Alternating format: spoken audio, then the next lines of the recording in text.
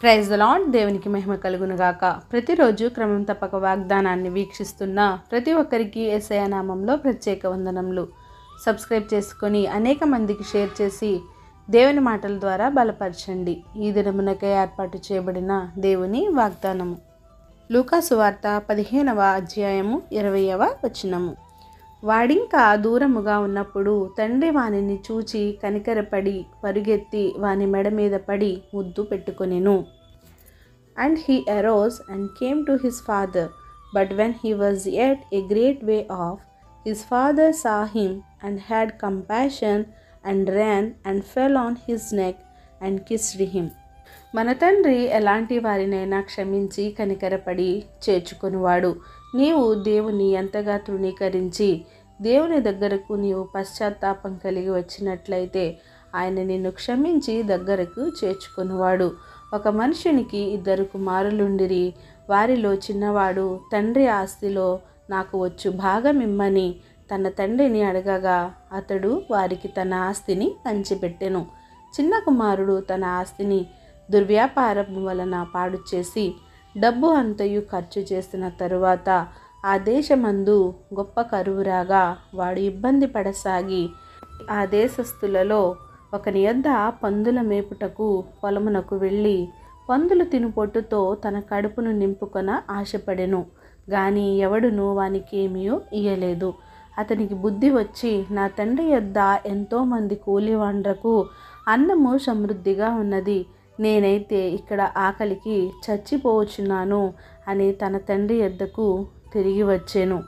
అక్కడ చిన్న కుమారుడు తన తప్పు తెలుసుకొని పశ్చాత్తాపముతో తండ్రి, నేను పరలోకమునకు విరోధముగాను నీ ఎదుటను పాపము చేసి తిని నీ కుమారుడనని అనిపించుకొనుటకు యోగ్యుడను కాను, నన్ను నీ కూలి వారిలో ఒకనిగా పెట్టుకొనుమని తండ్రిని అడగాలని వచ్చాడు. కానీ వాడింకా దూరముగా ఉన్నప్పుడు తండ్రి వానిని చూచి కనికరపడి పరిగెత్తి వాని మెడ మీద పడి ముద్దు పెట్టుకొని ప్రశస్త వస్త్రములు తొడిగించి ఉంగరము పెట్టి పాదములకు చెప్పులను తొడిగించి క్రొవ్విన దూడను తెచ్చి వధించి తిని సంతోషపడుదుమని తన తోటి వారితో సంతోషపడసాగెను.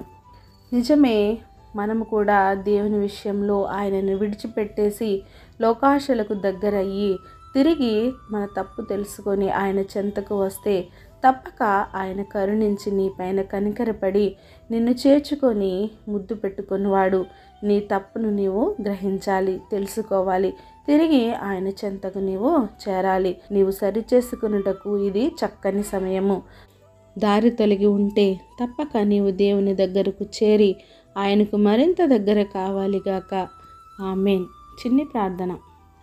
మమ్మల్ని అతి మిక్కిలిగా ప్రేమించిన మా ప్రియ పరలోకపు తండ్రి, మీరు ఇచ్చిన వాగ్దానంలకే వందనాలు దేవా.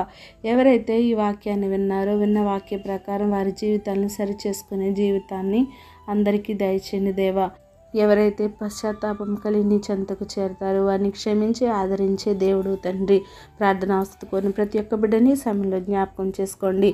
దినేష్ బాబుకి మంచి ఆరోగ్యమును దయచేయండి. రాజేంద్ర గారికి ఉన్న ప్రతి అప్పుల సమస్య నుంచి ఆయన విడిపించండి. జగదీష్ గారి పోలీస్ ప్రాబ్లమ్స్ నుంచి విడిపించండి. స్వరూప గారి 2 కుమారులను ఒక ఉన్నత స్థానంలో ఉంచండి.